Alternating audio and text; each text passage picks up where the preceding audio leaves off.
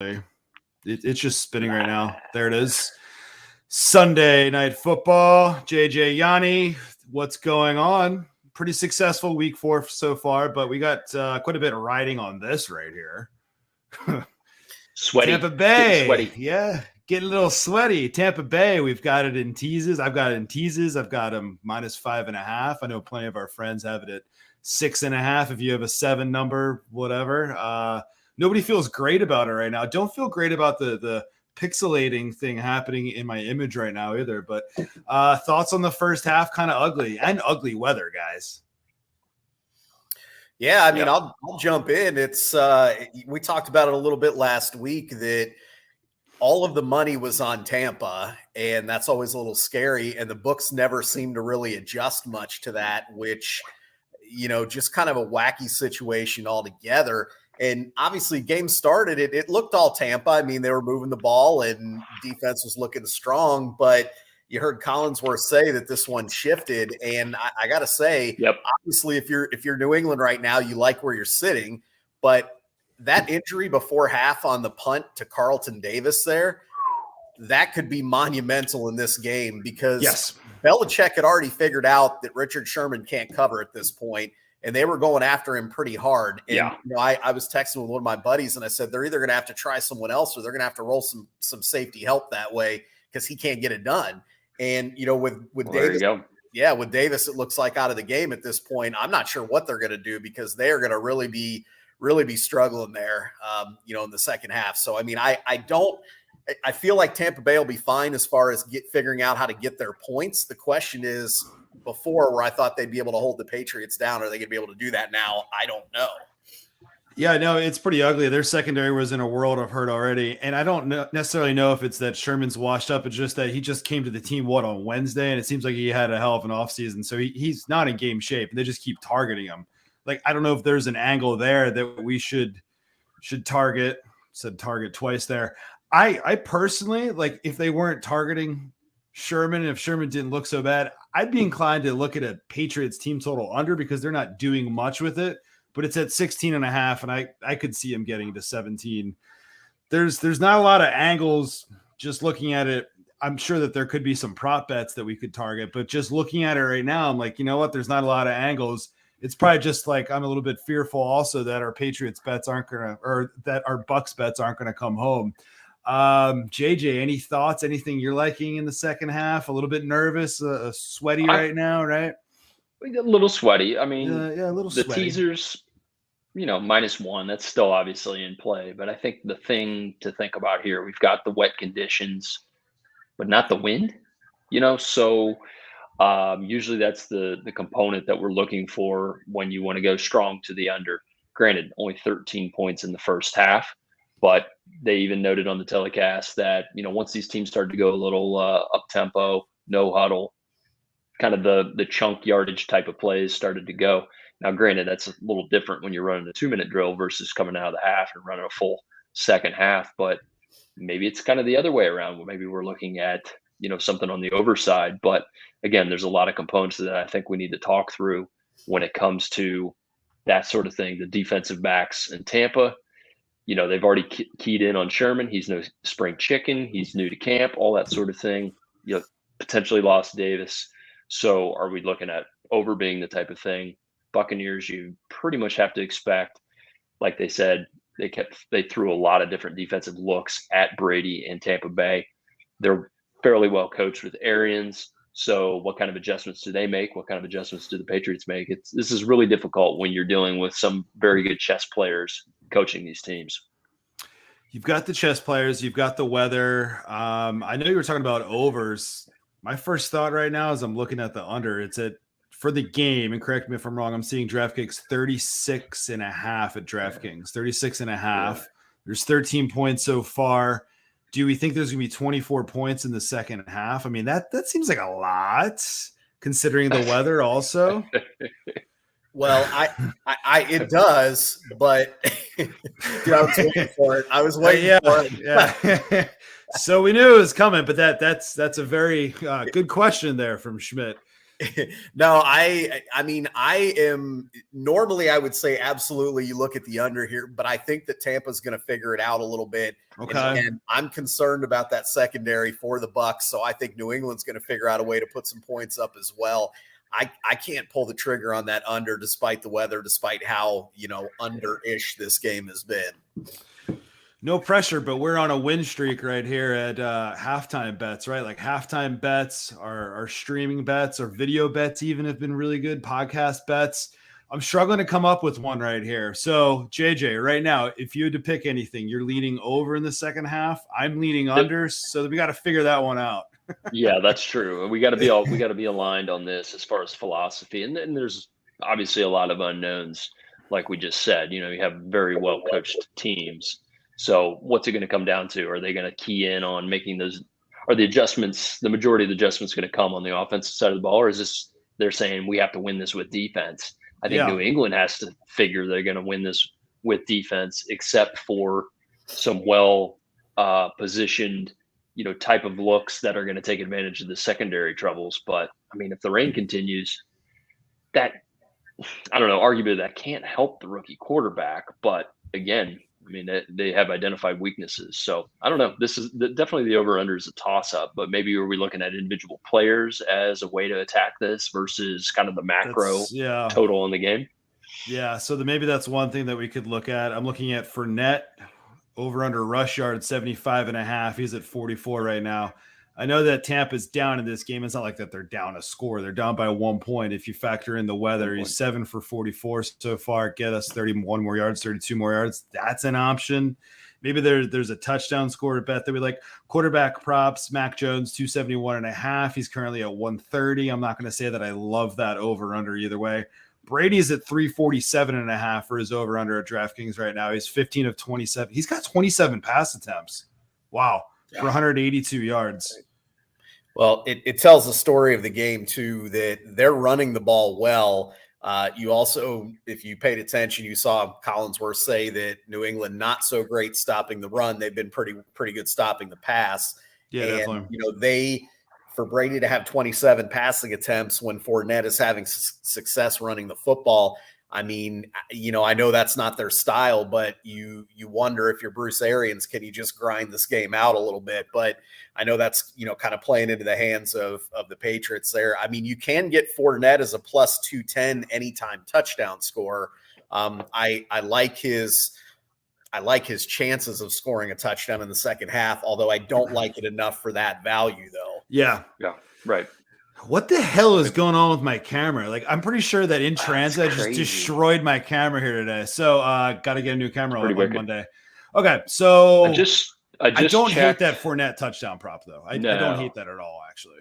But but the price, right? It's all there's not enough value there at 210. If it were 3-1, I think you could look at that. Not enough value there. 210's not really going to do it. The interception props, so then maybe you think that Brady makes a mistake to throw an interception plus 165. I mean, he's gunning the ball. He's at 27 pass attempts. That's something you can bet on also. But I took a look at that, 48.5 on the pass attempts. Say that the pressure.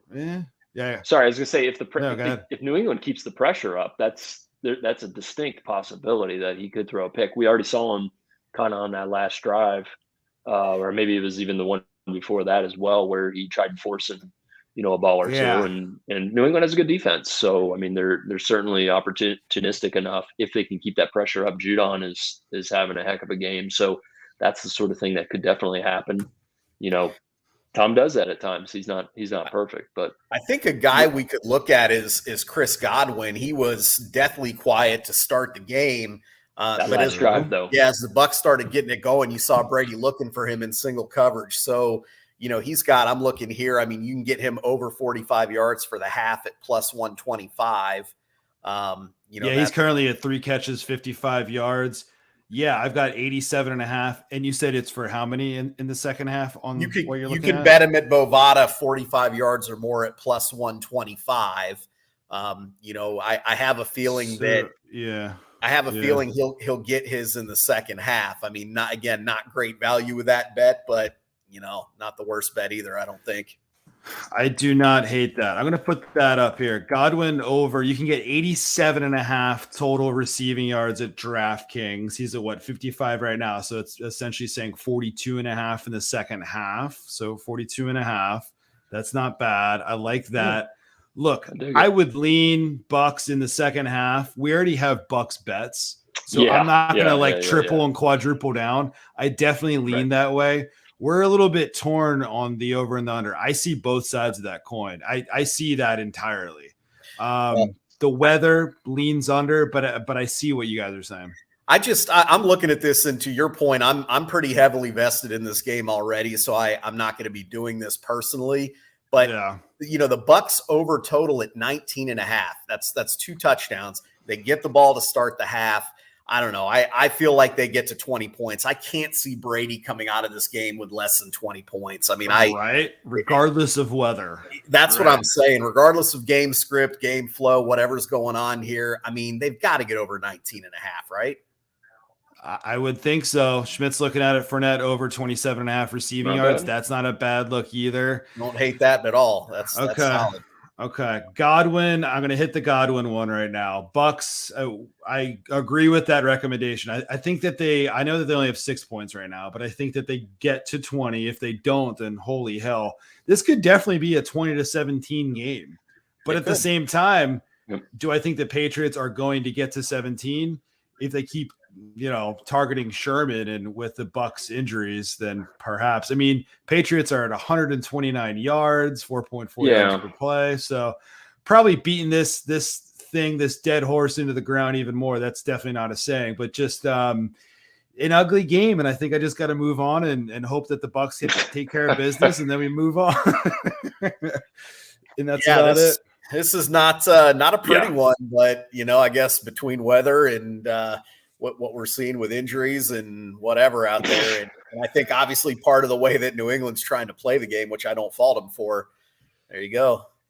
Yes. And my laptop, I don't know what happened, but I was in transit today, driving 2 hours late day. And I think I messed something up with my laptop and probably going to need to get a new camera. So hopefully the ring girl is not here. Have you guys looked at week 5 lines at all? Because I've looked at it a little bit and it's in front of my face right here. Is there anything jumping off the page?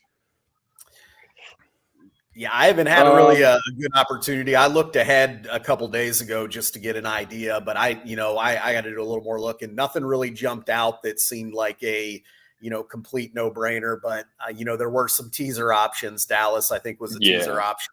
Or minus Dallas. 7.5. Maybe Minnesota at 7.5 or 8. Yeah. It looks like that they're at 8 Detroit right now. Wow, Pittsburgh's a favorite at home right now. Is that because Teddy Bridgewater, or perhaps a lot of books don't have it up right now? But it looks like Bovada, it says -1, and maybe that's wrong. So I'm trying to use this app that I forget the name of the app actually, but it says that it's -1. The Saints are a 1-point favorite at Washington. Saints didn't look too hot today. Yeah. No. Saints screwed us on some teasers, guys. Saints screwed us on some teasers. Yeah. Didn't look good. Yeah, I'm pretty sure. I'd have to check again, but I didn't think that the Denver game was up when I looked right after this game kicked. I looked on Bovada, DraftKings, as well as Sugar House, and it wasn't up. Probably waiting on the Bridgewater thing, but I think they said that Garoppolo's out too next week. I think a team you can look at here, and it's a little chalky. We're talking about playing a road favorite who's not very good potentially, but the Titans are 3.5-point favorites at Jacksonville.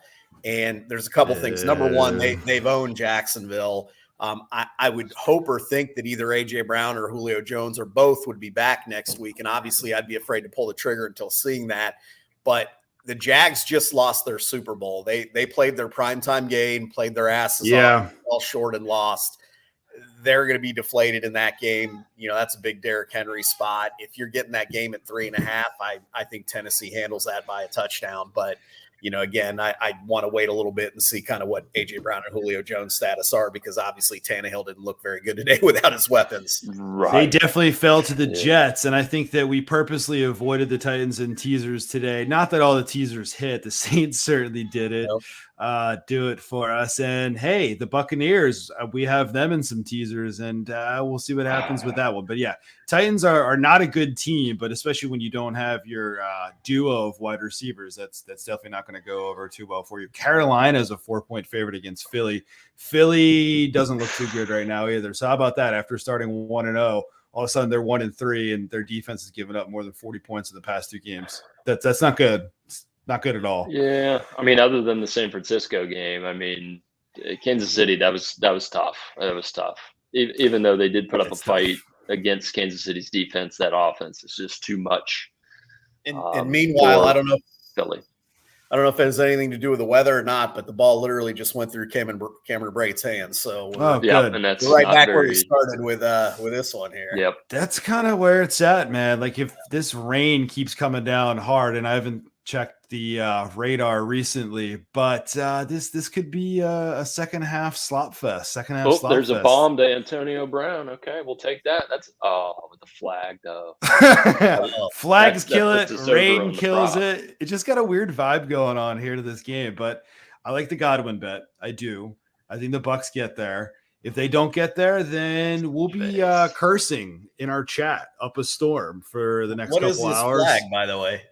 Hands to the face on Tampa. Oh, jeez. Come on. Yeah. Like, do we really need that? On Judon. Yeah, he's going to be trouble all game, man. Yep. Wow. Yeah. I mean, he tried to rip his head off like a Lego, man. Their heads pop off. That's not good. Usually get flagged for that, right? That's how it works. Can't really argue that one. We can argue that reversed fumble call, which I thought was a little questionable there, but can't argue that hands to the face. Yeah, that's a thing that shame on me for not bringing up, but that I feel like it's not a turning point because it's in the first quarter of the game, but that to me was a clear fumble. I was just like, all right, so what's going on here? But it may not be a turning point, but it's one of those things when a game like this that looks like it's probably going to be a close game, when you have that happen. You have a missed 6-yard field goal. 36-yard field goal. Those things pile up. Yeah, when a team's trying to pull an upset, those are the things that they need to have happen. They certainly pile up. Well, let's see what happens in the second half here. I'm hopeful that we'll come around here. I mean, they're only down by 1 and they have the ball. And they're playing the Patriots who don't move the ball. So and the air game might be working for Tampa though. I mean, he was open. I mean, he had the defender beat. So yeah, we'll see how this series runs without their depleted secondary. We'll see what happens. We'll see how this plays out. Monday Night Football tomorrow. That should be more of a shootout. Chargers, Raiders. I'm looking forward to that one. I don't have anything on that game yet, but I'm sure that we'll come up with some props and post them. So for sure. Good stuff. Let's get this second half, and not just second half Bucs. Just win the game outright. Even if you don't cover the spread, please cover the tees. Actually, I do want them to cover the spread also, please. So, fellas, appreciate it. Let's see how this goes. All right. Thanks, guys.